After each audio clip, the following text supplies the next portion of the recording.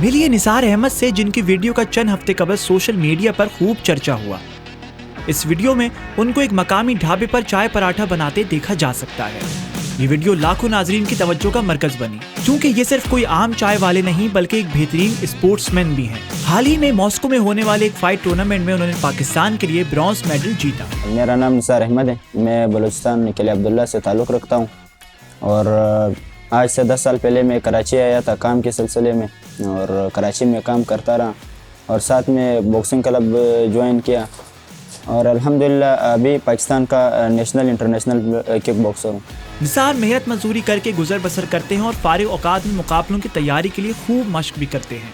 पिछले दिनों उनकी एक वीडियो वायरल हुई जिसमें उन्होंने बताया कि उनके पास मॉस्को जाने के पैसे नहीं हैं, जिसके कुछ ही दिनों बाद लोगों ने उनके वहां जाने के लिए इतने पैसे जमा कर लिए कि वो बासानी फाइट में हिस्सा ले सके। लेकिन उनका कहना है कि किस्मत हर बार उन पर इस तरह मेहरबान नहीं होगी और हुकूमत को इन जैसे बासलाहियत नौजवानों के लिए कुछ करना चाहिए। जी, जब मैं काम के लिए आया था तो काम में मुझे कोई अर्ज़ नहीं है क्योंकि हमारे नबी करीम सल्लल्लाहु अलैहि वसल्लम ने ख़ुद मजदूरी की है, तो काम में मुझे कोई शर्म नहीं आती है। काम जो भी काम हो तो अल्हम्दुलिल्लाह अल्लाह ताला ने हमें सेहत दिया है, ताकत दिया है कि हम काम से भी ख़ुद को पाल सकते हैं। तो स्पॉन्सर ये जो बड़े बड़े इवेंट होते हैं तो हम खुद नहीं कर सकते, तो उसके लिए स्पॉन्सर चाहिए होता है। या तो गवर्नमेंट, सबसे पहले तो गवर्नमेंट को इसका ख्याल रखना चाहिए, लेकिन गवर्नमेंट हमारे जो स्पोर्ट्स को तबाह कर चुकी है तो इसलिए हमें स्पॉन्सर खुद ढूंढना पड़ता है।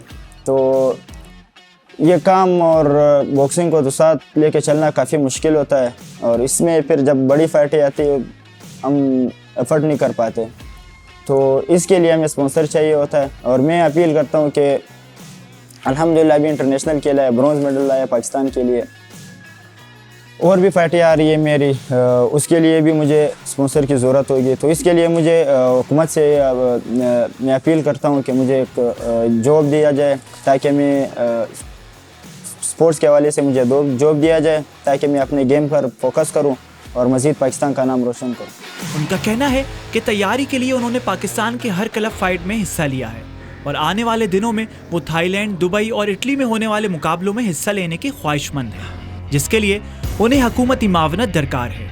जी अल्हम्दुलिल्लाह पाकिस्तान में मैं समझता हूँ कि मैंने बहुत सारे फाइटें की, मुझे अभी याद भी नहीं है।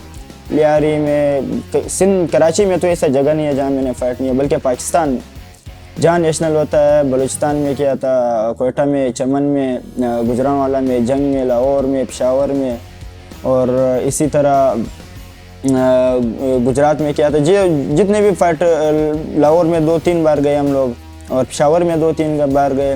तो अल्हम्दुलिल्लाह पाकिस्तान में जहाँ फाइटें होती थी अल्हम्दुलिल्लाह वहाँ पहुँच जाते थे। जी ट्रेनिंग तो अल्हम्दुलिल्लाह हमारी बहुत अच्छी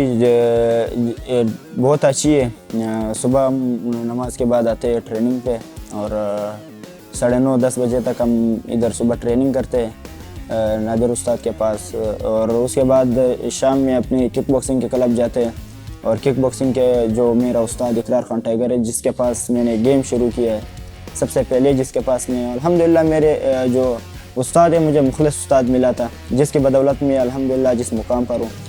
इकरार Khan tiger martial art academy में मैं ट्रेनिंग करता हूँ किक बॉक्सिंग का और जिस तरह फाइट नज़दीक आती है तो फिर 3 टाइम ट्रेनिंग होता है, सुबह में, असर के टाइम पे और शाम के टाइम।